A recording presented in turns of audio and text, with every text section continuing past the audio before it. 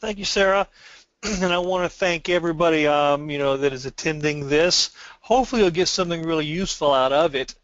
I put together this presentation really because I became almost shocked at how few people were aware of the workflow that I'm going to discuss here that's really only in 3Shape software for doing digital diagnostics. I know a lot of people are interested and they just don't really know how to proceed and really how to leverage that in a way that allows them to reuse modeling that they do for diagnostics when they do the final case. You have to kind of dig into 3Shape a little bit to do some of this additional functionality. And so that's what I'm going to go through here today, is not just kind of show you some of the things that are possible, but how we can really leverage managing and reusing data and modeling that we've already done in the process of doing diagnostics. So as luck would have it, I had a case when I decided I wanted to do this to show people this how-to, and if you're not aware of this, trust me, it's probably one of the most powerful workflows in the crown and bridge section of 3Shape. So obviously this case came to me. It was going to be, at the time we weren't really sure if we were going to maybe do a bridge or there's going to be implants placed. Ultimately you'll see it was implants, but it came to me for diagnostics because the patient was really kind of unsure, wanted a visual for what these teeth were going to look like, and we're doing a whole lot of that these days. Okay, with our clients in terms of doing mock-ups and case presentations and making it easy for them to actually put a prosthetic proposal in the patient's mouth at the time of case presentation rather than just showing them study models on Articulator. And I will say this, that when you can save your docs a lot of time from doing traditional mock-ups, like putting some composite in a suck down and then curing that in the mouth and cleaning that up and just give them something they can slip right on the teeth in the patient's mouth, and something the patient can then take home and put in and out for their significant other or whoever or whatever, or just check it out. It probably has enhanced the case acceptance 50% or better, especially on the bigger cases. But nonetheless, this one, what I want to go through is just the workflow, just the process for how you do the data entry to do digital diagnostics. And again, for those of you that are aware of this, hey, you'll probably see some things you maybe don't know. And then if you're unaware of this, you want to get really familiar with this. But it is under the anatomy workflow, and down here at the end is the icon for temporaries. And if you look in there, there's a couple of options. And I know when I first looked at this, I really didn't know what to do with this. I didn't understand this temporary unprepared model. Didn't get that too often, but I almost accidentally stumbled into this just pounding around in 3Shape to see what these things did. So this is the workflow you want to use, and it really is. You're going to be doing something actually this could say on an unprepared model, okay, or on a solid model. And so it can apply to anything from a solid model you have of actual preps or just a diagnostic model that you want to add something on top of and then produce it, like for a mock-up. So when you pick that workflow, this is the key to all diagnostics in 3Shape. They all start here. And so as you can see, what I did was define this as these three teeth that we're doing, and you don't have to define ponics or frames or full contours. It's just one selection, and it will turn into whatever you want it to be. You'll see that later on. And always make it a bridge, especially for a mock-up, because if you don't, you're going to have three individual pieces that will just fall off your models. So don't forget to always make it a bridge, and remember with no connector. And the reason for that is because we want all this splinted, because this is ultimately going to be, in most cases, a mock-up. We're going to produce this and send it to the doctor along with the wax-up and the duplicated models for him to actually put into the patient's mouth whenever possible, as long as the proposal is additive. If you're having to grind away teeth during your diagnostics in order to produce the desired result, then you do want to go in, prepare your model with a diamond. You can still do your diagnostics, but you can't produce something that the patient can actually try in. Luckily, most of our cases, at least the anterior aesthetic cases, are mostly additive. Now, if you just have a rotated tooth or something that's going to stick forward through your proposed diagnostics, you can have windows cut in what we produce, and the doctor can still slip it on the patients to show really the basic proposal.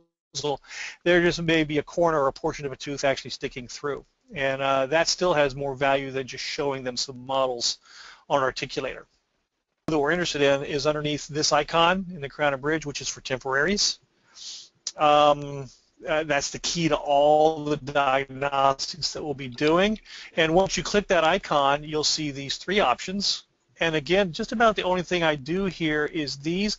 These two up above are for digitally preparing a model and making shell temporaries, which is not all that easy to accomplish successfully. That's a whole other course.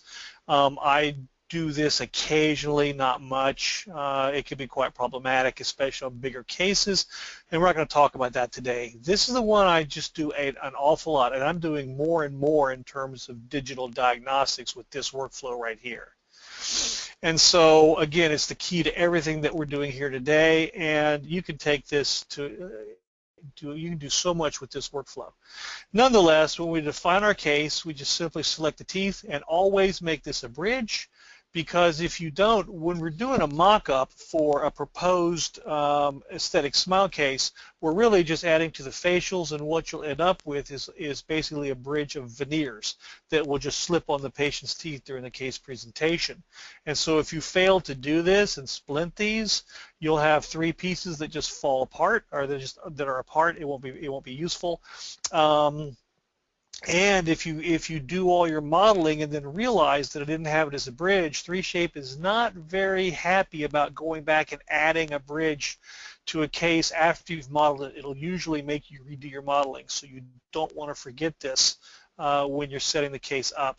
And make it without a connector, obviously, because it's full contour, and these are going to touch each other. They need to touch so they each other connect, and you really don't want connectors in there. They'll get in your way, and they tend to mess up sometimes in 3Shape when we're dealing with these small, thin, basically veneers. Usually is what we end up with, but not necessarily. On this case I showed, it was some full contour proposal for a case that was ultimately implants, and we'll see that later. On your first screen, when you start your modeling after scanning, it's really important to carefully look at your path of insertion and look at the teeth that we're going to do. And here, there's nothing to it because this is really all Pontics. But if I was going to be doing diagnostics on this tooth and this tooth as well, or maybe cuspid to cuspid, I would want to make sure that I can have a path of insertion that shows me as much as I can see of the facial, because that's where I'm going to be ending it, because anything that's in an undercut cannot be produced with a path of insertion. So spend a little time here, especially when you're actually modeling on existing teeth and you're going to be making a mock-up. And so really, it's just basic modeling, anatomy design, smile composer, your library teeth get put in automatically. We just manipulate those either in an edentulous space or on top of an existing tooth. And I'll show you more of that later. Until we kind of get the proposal that we want, you can go into sculpt and refine this however you like. Now, the key to making this work is when we get into the finalized stage and we get into the sculpting of the anatomy, and you'll notice that under the automation icon, we have a specific one tool available, and it's this cut to gingiva tool. But it's more than just that, because all of our modeling will either stick through the bottom of the model like this, or it'll be sticking into existing teeth, but you will have part of your library tooth that is inside the model. And what this step does, it cuts away anything that's inside the model, only leaving a shell if you've got some modeling on top of a tooth, or a ponic that is cut right to the tissue in a ponic area. So when you run this automation tool, this cut to gingiva, at this point in the process, it cuts away anything that's inside the model, whether it's under a ridge, again, or on an existing tooth. So what it does is just give us something that we can produce an STL that will actually fit on our model. And then from here, depending on exactly what I'm doing, I'll either print this. I'll maybe, if it's a mock-up, I may mill it in PMMA to send to the doctor if it's bigger and I want it to be stronger. What I make this out of depends on what it is, how much strength it has. Am I going to make it wax? Most times I do just wax, but it kind of depends. You know, in this case, it was just a simple string of Ponix that we sent, and when the patient came in, the doctor just used some denture paste to stick this on the patient's tissue and let her have a look-see. So she liked what she saw. The doctor said, yeah, I like that length, looks pretty good, and we got patient approval on this. So time went by. She did get 3 implants put in, and then we got the case. And probably 2 or 3 months went by. So here comes the case to do the implants. Now, when I took a look at this, and he actually still had retained that that mock-up that we did that I just showed, and returned it with the case. So I was able to stick that on, and then realized, oh, you know, she lost another tooth, and so went with obviously 2 implants on this case, and Pontic and a cantilever. So this will be ultimately be a 4-unit. But we had this modeling that we had this piece, and I still had the computer case. So I still had. Now, when I started looking at this, you know, and this still baffles me that we were not brought into the mix to make a surgical guide for this, even on this anterior case. And so this was done. I really didn't know this was going on. Today, we're doing far more surgical guides that are based on our diagnostics. That's a whole other topic, but it's a really cool field, you know, of implant dentistry that's really starting to get some traction, especially when you bring to bear the Crown and Bridge lab that can do proper diagnostics and then blend that in with the design software and the CT scan to really plan accurately exactly where our implants need to go to fit perfectly with the diagnostics that we have proposed. This is not going to be a case like that, unfortunately. And you know, I'm invading the space of this implant. I was invading the space of this.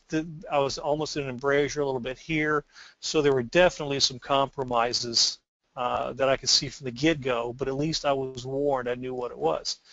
So my first step was to call up that original case that we had, and because I want to reuse this. I spent some time on this. I've got this available. I'm going to use this to do 2 things, to plan my abutments and to model the actual bridge. Okay, and I know that it's doctor and patient approved. This is good. And if there had been some suggestions of some changes, we could do those in that case before we proceed with where we are now. The assumption is that our original case, or our original diagnostics, is indeed exactly what we want. So this is the case I found, and I always name them or number them with a DW so I can find the patient and find whatever cases I've done. I know which one was the diagnostics. And then this command down to copy, copy, and append. If you're unaware of what this is, this simply makes a copy of your case, but it attaches your modeling to the model and makes 1 unit out of it. So it'll basically turn your modeling and your scan into 1 model, which then would become my pre-prep scan for the case I'm now doing. So when you execute this command, and again we're gonna turn this into one piece model, the upper, combining the modeling to the scan. When I do that, it automatically goes to the case entry screen. So I will see the original case entry screen come up, even though it's going to be a new case. And at this point, I modify this to be exactly what I want. So I just click on my teeth. I define them how I want to define them. I define my implants. I define my frame components. I define everything I want. You change this to what you want the new case to be. And then make sure that you double check up in here and make sure that all these entries are correct, that you have this whatever it is, okay, because it was originally unsectioned, remember, so we want to make sure it's sectioned, that these are set correctly for the new case, and we want to make sure that we have our pre-prep checked, because the whole reason we're doing this step right here is to not just to find our new implant and bridge case, but it's also to recapture the modeling we did and reuse it from that diagnostic phase we've already done. And again, remember, this came from that case when we copy and appended it. So when it comes up and says, whenever you scan at this point, say no, so that you just go back to your main screen, because we want to do a little preliminary work first. And this is where you have to dig into 3Shape. In 2015, they've actually made this workflow a little easier, but we kind of have to recapture our data, our appended model manually. So this is the new case it created. You have no control over the case number. And I'm going to go into this and advanced explore and go find that model. And so when you go in here, you'll see the directory that 3Shape creates when you're scanning and modeling, and it's all the files that are part of this case. And under the scans folder, if you go in there, you will see whatever's appropriate. If you had no lower, you wouldn't see a lower. This lower came from the original case where I did have some occlusion. Or it came from defining an antagonist, rather, when I redid the case. And so go to the appropriate directory for where the model should be for what you're doing. So if this diagnostic had been done on a lower, I would go to the lower. If it's done on an upper, which is true in this case, I'll go look in here. And when we go look in there, you're going to see a scan. Preparation scan DCM. And what that is that is the model that it made for me when I did copy and append. And it basically combined my modeling with my scanned model and made one model out of it. So I want this to become my pre-prep scan. So I can morph to this, and I can use this to design my case. Now in this particular case, because he had this lateral, this is just this. I'll just use this. It wasn't digitally done. And I'll tell you, when you use a digitally produced pre-op model, it is, or pre-prep model, when you morph to that, it is perfect. You get perfect margin, perfect edges. You don't get all that extra stuff down around the termination of them like you get when you scan and then morph to that scan. This works really well in 3Shape. So what I want to do is, and I will typically do this, okay? I will take care of this because my scan girl, trust me, this next process can kind of make your head explode a little bit, and I hope you can follow me with what I'm going to show you. It's not hard, it's just different what we're going to do here. But this is that file that contains that appended model, and I want to copy this, so I will copy it, okay, and then click up here to go back to my main folder for this case, which is where we came in, and I'm going to paste it here. And all I'm doing is putting it here so that it's easy to find later when I'm actually doing my case and scanning my models. Instead of digging in here, I'll just stick it here. And this is where my scanner girl is used to finding these models. And I just put a note on the case that we're going to do the copy and append process. And that's what I'm going to show you right now. So here's my case that we had created. We modified it for the implants and for the bridge and for all we want to do. And I'm going to now I have to hit rescan because the icon is set for scanned. So go into rescan, and I'm going to prepare my model. I'm going to dust my tissue mask, and again, I just show this because this product is great. It's like it's I think it was $10 for a one. This is 3 years old. This can. It's all we've used of titanium dioxide powder. Comes with this soapgoods.com, and anything you want to scan, you just take a porcelain brush and dab it, whether it's G-mask or wax or anything, and it's unbelievable. It will stick to just about anything without having the mess of spraying. And so, I show this because it's a great product and it's really inexpensive and it really works. So anyway, so we set the case up like for the abutments. I put my scan flags in here because that's going to be the first step that comes up. I put it in the scanner, and then when I start my scanning routine, of course, the first thing is insert pre-prep arch.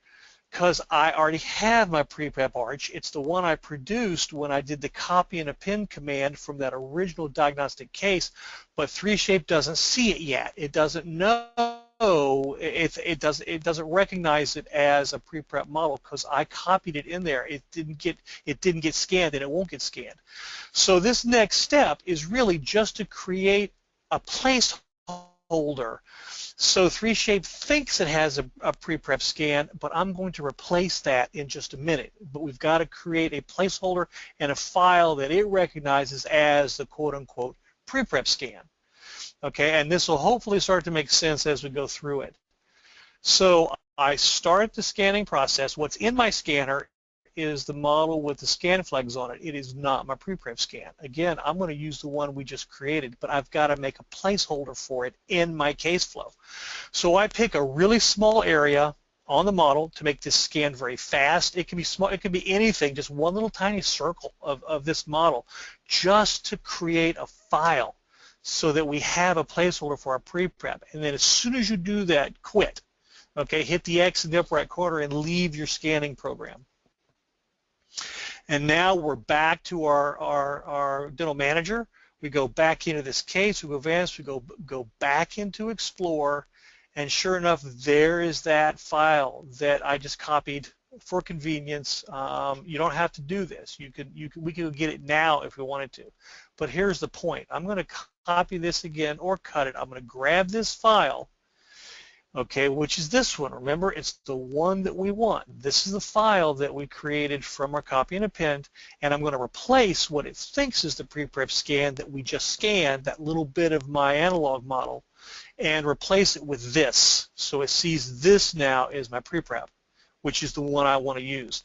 So again, I go into my scans, okay, but this time go into auxiliary scan directory, not this one, which was the one that contained our original copy and appended model. We're going to go up here because this is where 3Shape is keeping the files of the actual scans that it's making.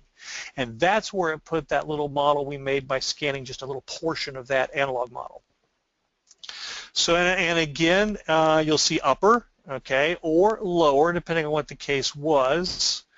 And then in there, suddenly here are the models. And 3Shape has its own naming convention, but it's pretty easy to see which two models, and it makes two of everything. One that it calls textured and one triangulated.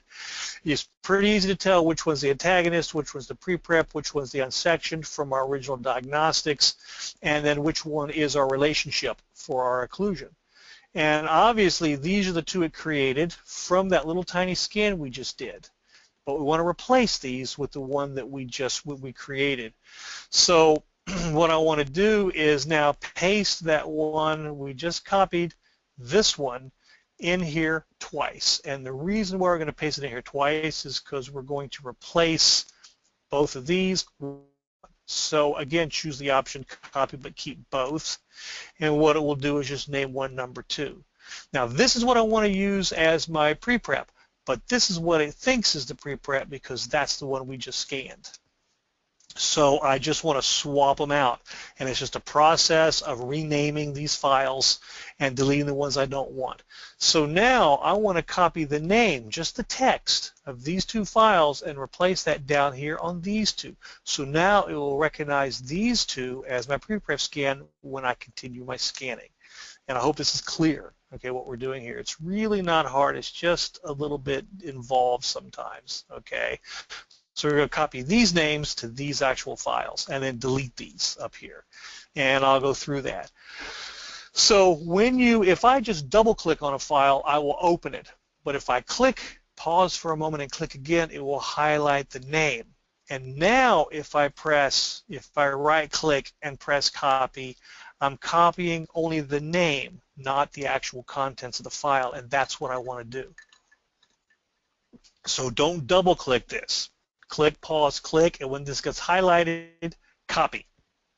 So now I've copied the text of this. I'm going to go down to this one, do the same thing, highlight this name, and then paste that in. Okay, and when I do, I'm going to have that same file name repeated down here. And Windows doesn't like that. It's going to say, do you want to keep both? Go yes. And now I have it labeled number 2. So the first one was up here, the textured, now it's textured 2. I'm going to do the same thing again, copy this name, okay, and then paste it on the second one of my pre-prep scans that I want. And it's also going to be numbered number 2. So now I've got my 2 named properly, and these I don't need anymore up here. They were just my placeholders. And I'm going to highlight those and delete.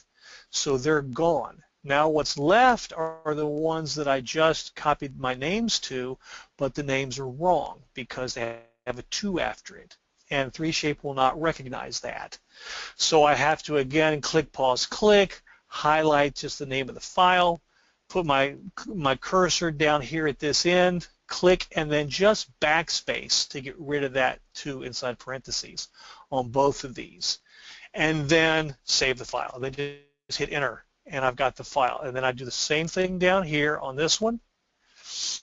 And now I've got the same named files, but they have different content. Now these contain the copy and appended file or model that I want to use to copy the modeling. In other words, use it as my pre-prep. So we're done with this. So what we effectively did was replace this little placeholder scan, which really was worthless other than to create those 2 files that I could replace, and I replaced it with this, which is what we really want for our modeling and for our case design. Again, it came from Diagnostics we did a couple months ago. So, you know, this makes people's heads explode. It seems like, but once you do this a couple times, you do it in about 1 minute or less. Okay, it's really fast. Just you know, copy, paste, paste. You know, copy, paste, paste, delete, delete, and you're really done. And once we've done that, we can continue our scanning of this case. And again, our model with our scanned bodies is still in the scanner. We just paused, did this. Now we're back to doing our scanning. And so when I get to scanning pre-prep and it says load old scan because it thinks it already did it, and I say yes, guess what pops up? That model. And so I've got exactly what I want. Now we continue. Insert arch with scan abutments, continue, continue, continue. We just scan this normally through the entire case. But what's nice is that the alignment should work pretty well because it really is the same model, not quite identical, taken 2 different times, but they should be quite similar. The time span is not so much. Now, if there were other major changes to this person's dentition for whatever reason, okay, that may create a complicating factor, but typically this works no hitch, just the amount of time it took to get the healing caps uncovered and get the impression. But again, this process can be used for all kinds of things, and we'll go over that later, not just these situations. Anyway, so we relate it. Now we've got our and look how nice this digital pre-prep looks. You'll see how well it morphs too in just a second. But you know, as we get, the cool part is that since we copy and appended a case, we have all the other scans. We have our antagonist scan, which came from before. Again, if there's been major changes to the antagonist, you may have to rescan and not load the old scan. Typically, this is perfect. We just reload the old scan, trim it. As far as our occlusion goes, that scan is still there, and so we can just click, click, click through the rest of this case and reuse all our old data, which can save a lot of time. Which, you know, we know scanning is really the most time-consuming part of this entire deal. So there's our final case with the working model, the pre-prep model, the antagonist model, and we're ready to go into our modeling. And I don't want to spend a lot of time on this. We all know this. The point is, when you select, you know, down here, you know, morph to pre-prep, and you morph these into that digital model, it is perfect. And you really don't have all that remodeling and smoothing and work to do to fix either margins or where it comes to the tissue like we normally get when we morph to a scanned model. It's just not that clean. What we get here is a really good, and you see when I get rid of the overlay of the pre-prep, it's perfect. You can see how good this is, how good the margins are, how good everything is on this case when we use a digital model for our morphing. And again, since I have a diagnostic that's already been, and I know this is exactly what I want, I can, I have this to model my abutments inside of.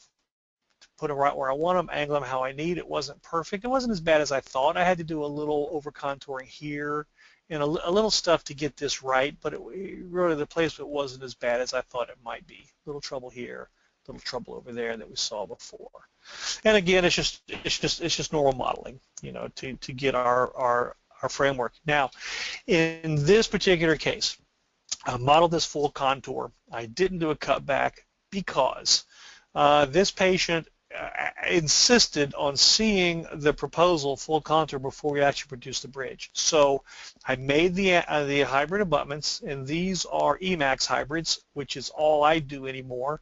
So I designed my hybrids in the 3 shape, but then I just send them to my printer or my mill rather than outsource them or produce them in zirconia, and we press them in Emax that's going to be the right color for this particular case.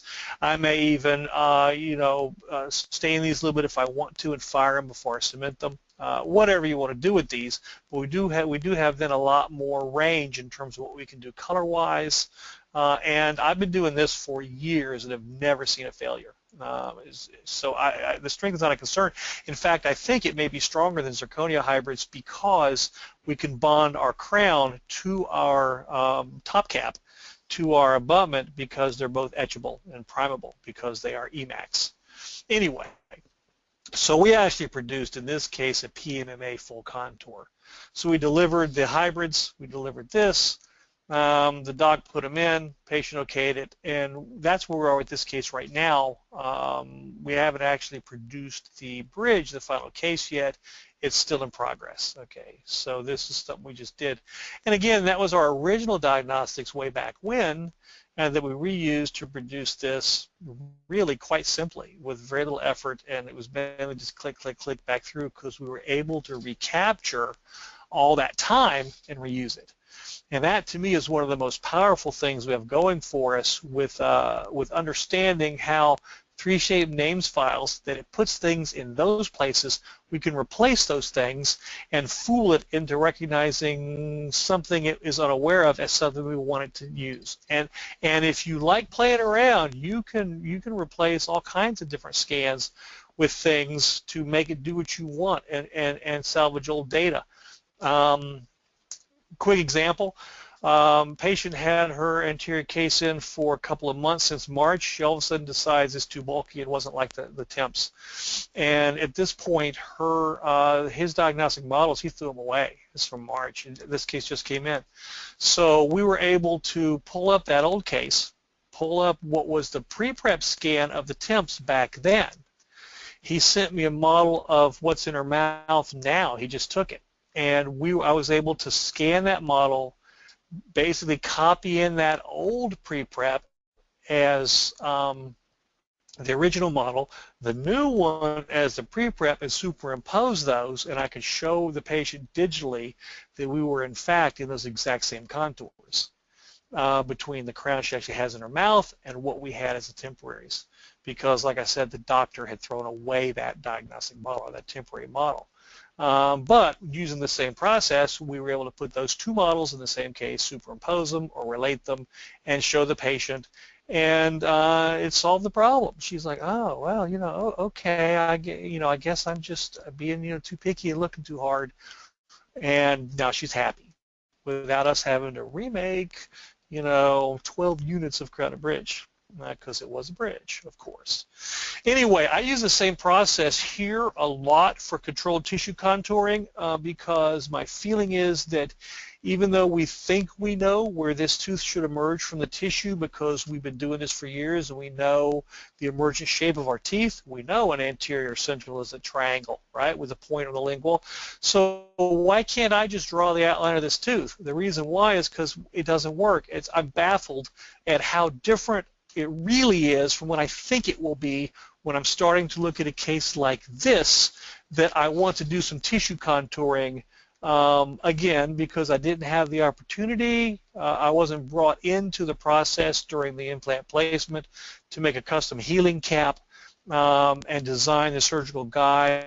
But again, it's a lot of this same process.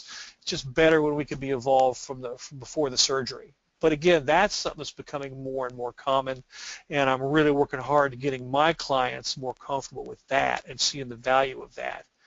So What I'll do is I'll just throw this model in the scanner and scan it real quick. No opposing, no nothing. I just want to get this model so I can do some diagnostics on it.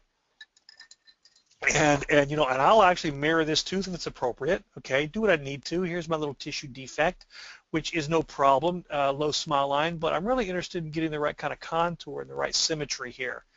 And I'll do this rather quickly, same process, you know, cut the gingiva during that. This is the temporary unprepared model workflow, and it'll generate this STL, which I can then print. In this case, I printed it in a little 1200 printer, and then just stick it on the model. And I haven't messed with my tissue yet. In the model work department, this has been pinned and based, just not sawed. So she'll stop in my model work, give me this model, I'll do this, and then take my pencil, draw around my emergence contour that I've decided is ideal, and that's the outline I get. Okay, I'm telling you, every time I do this, it's like I would have never thought that was where I really want my emergence to come out to match this tooth over here. But it is. It came from that. It's exactly what I want. And so I'll do some conservative tissue modification, keeping in mind this is maybe there'll be a little bit of ridge lap here. I would never cut all this out and make a socket. You can't deplace that much tissue. But you can know exactly where you're going. I can do a little relief in here, a little relief back there. This is perfect right here. Don't want to touch this. And get a properly contoured for the situation socket. Then I send the model back to her after I modify the stone, and she'll do the tissue mask. I've just found that just works better. And it's really hard to properly contour the silicone, so I do it in the stone. I'd make this. But it's based on my diagnostics. And then when I'm actually doing the case, we're doing exactly the same thing here that we did before. I'm going to turn that into my pre-prep. I'm going to recapture this this modeling. This tooth is exactly like what I want. This socket here was contoured based on that. And so I'm going to have a case that's going to kind of flow together quite well. And not ideal, but it's going to be the best symmetry that I can get in light of this situation. Okay, and of course, since I have that, I can see, my implant's too far distal, but I know what I got to do. I know where my emergence is. All my modeling becomes really easy to follow that, the guide of that tooth, and just produce my components. In this case, a hybrid cap and a coping that I'm going to layer on the facial, do some micro layering, print that, press it, cement it, glue it, like I said before. And this is the outcome of that case. And again, that's superimposing the original diagnostic print that you can reproduce exactly what your proposal was by going this way.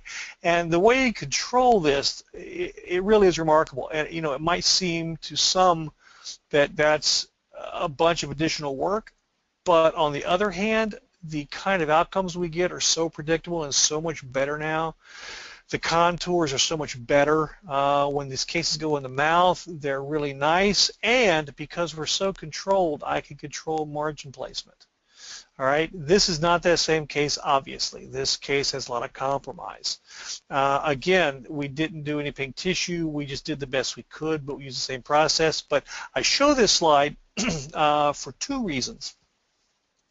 Not because, and the crown was not very good, you'll see that in a minute, but mainly, see where this margin is on this hybrid? Again, this is Emax, and I don't smooth these. I let the original texture stay, and we'll just etch this. But this margin is just barely subgingival. And I think one of the biggest mistakes done in implant design these days is margins far too far subgingival.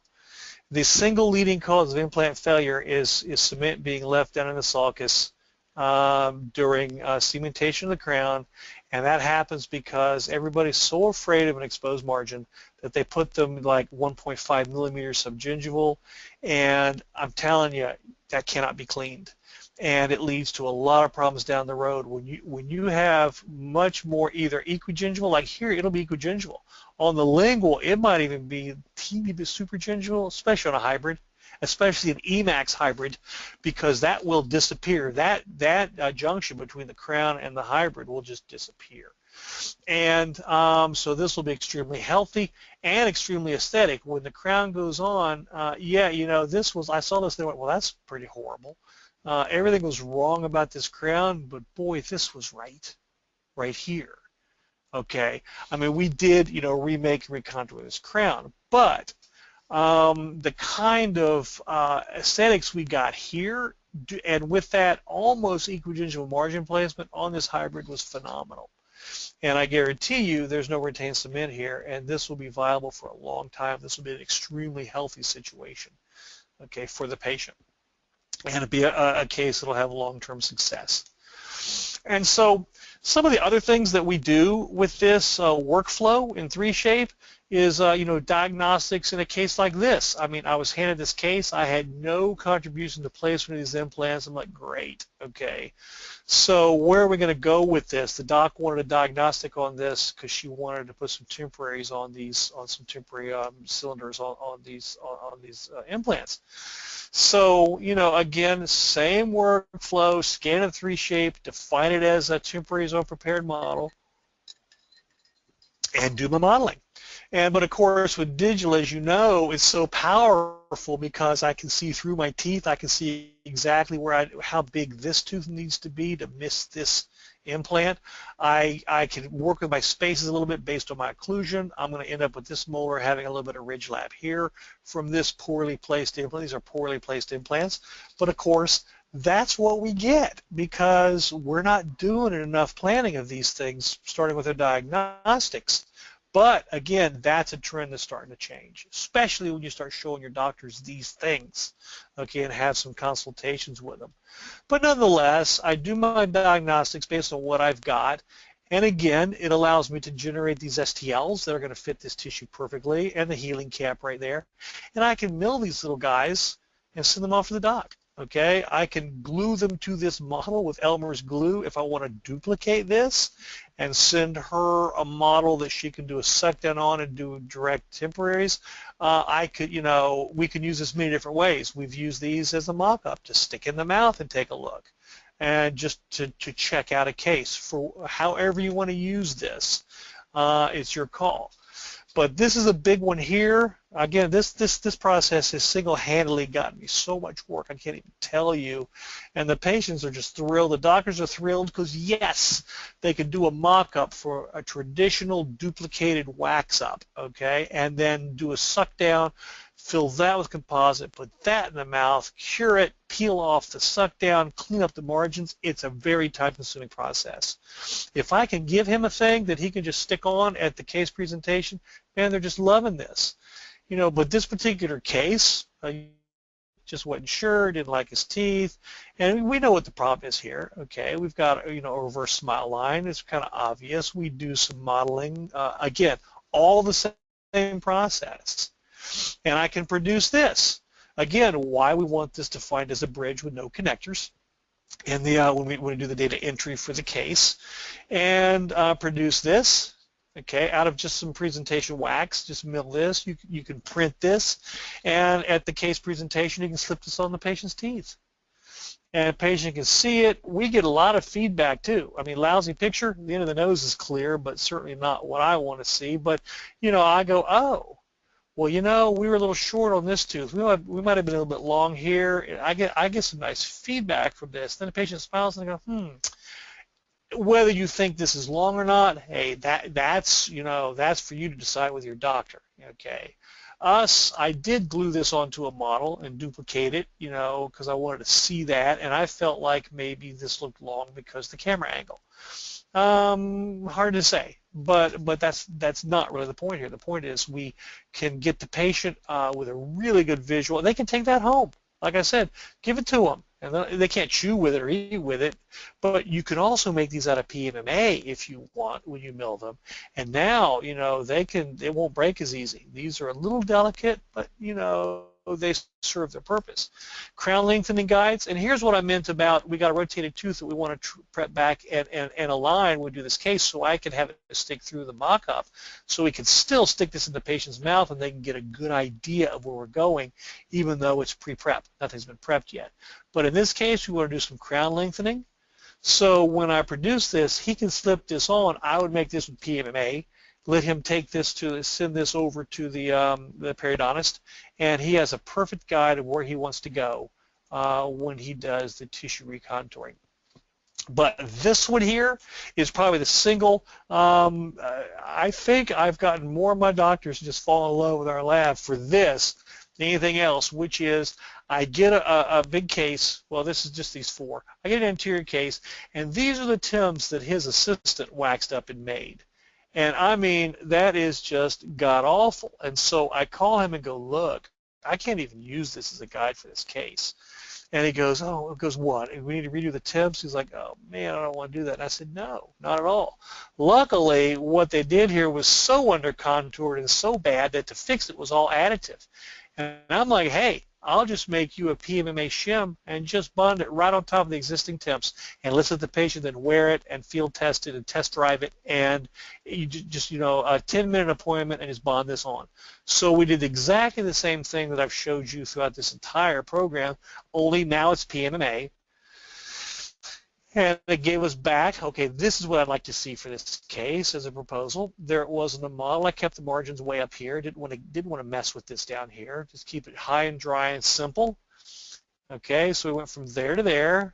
Really quick, he just brought the patient in, roughed these up a little bit, primed them with some, it's a primer that's for PMMA to acrylic.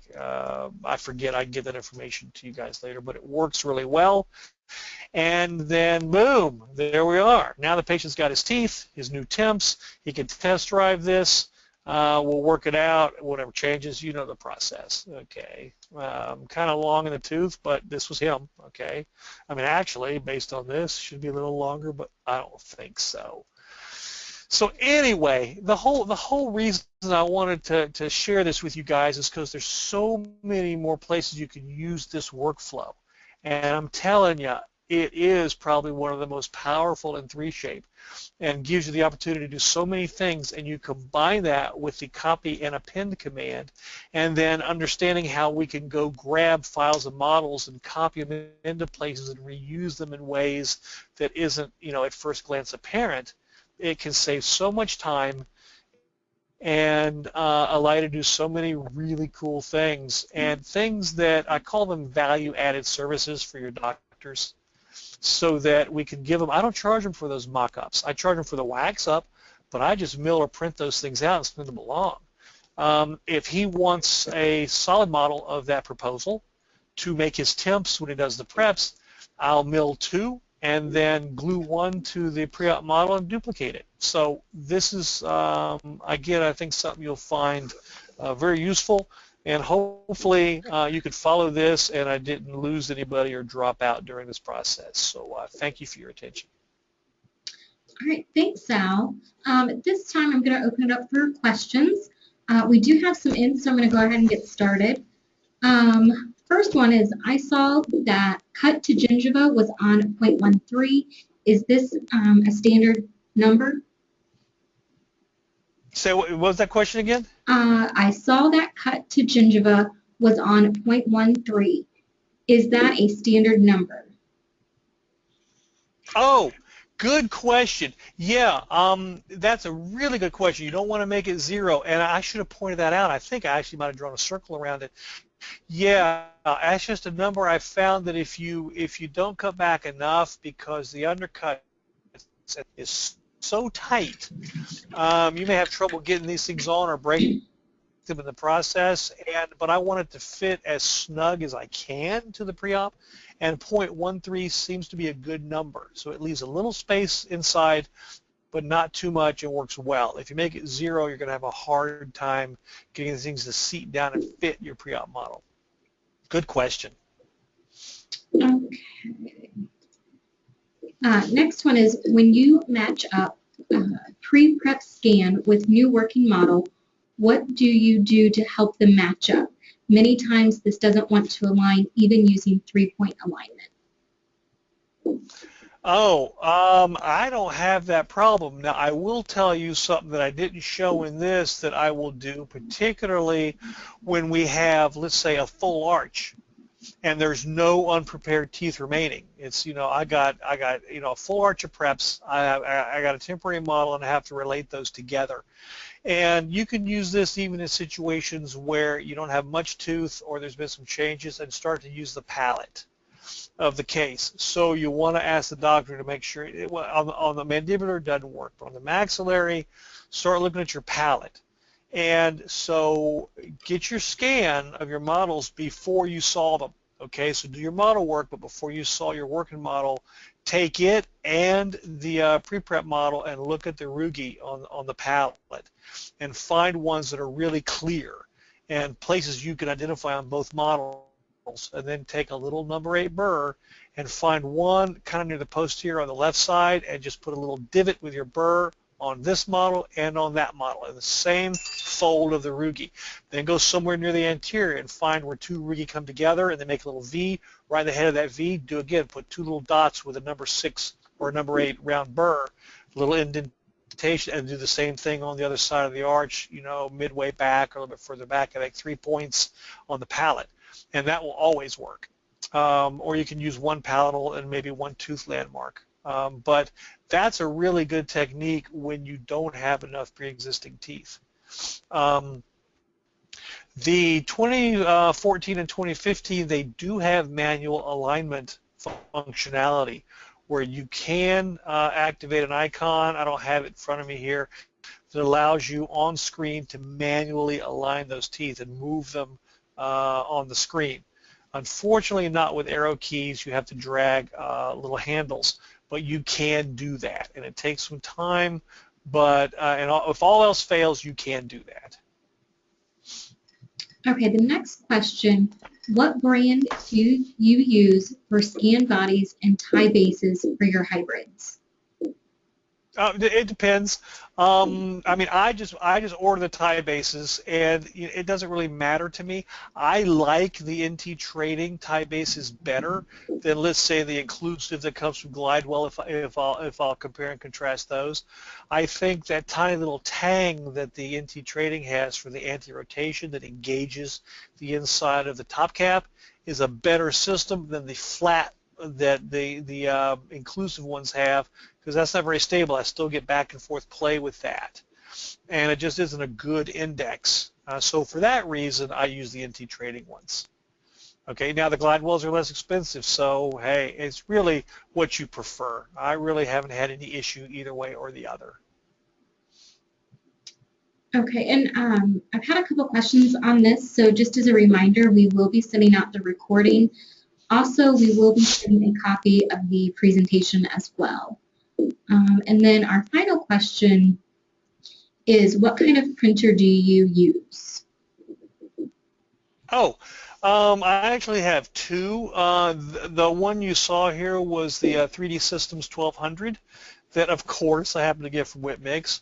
But, that's a really good printer. It has a little bit of a personality, and there's some things about maintaining it, that can be a little trick. I think people that are not satisfied with their results don't know a couple little things about cleaning the glass under the cartridge, how to do that, and just kind of maintaining it. But if you know a couple things, which I'll be glad to help you with, if you have one or are having some consistency issues, pretty simple. And I have a bigger printer, a Bago Varseo, that I plan to use for models, surgical guides, and of course, larger print runs, when we have them. But personally, for my monolithics, Emax pressed monolithics, or really the posterior monolithics for Emax, I prefer milled. I just think I get a better occlusal rendering myself personally, but a lot of people love the printed morphology. So yeah, that's it. Sorry. All right, well, it doesn't appear that we have any more questions, so I'd like to thank everybody for attending today,